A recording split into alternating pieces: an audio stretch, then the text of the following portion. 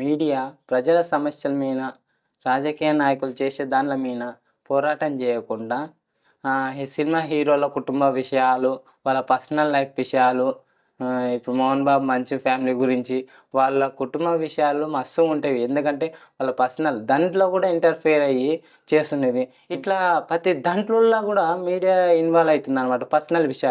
Personal విషయాలలో interfere కాకుండా జనాలకి అంటే ఎలాంటి కష్టాలు పడుతున్నారు, ఎలాంటివి చేస్తే బాగా పడతారనే దాని గురించి చూడాలి తప్ప, వాళ్ళు ప్రతి క్షణం ఆడ పోయి లైవ్ చూస్తే ఇట్ట కెమెరా పెట్టి సార్ ఏంది ప్రతిది అట్టే గొడవ పడుతుంటే కూడా అన్నీ తీస్తున్నారు.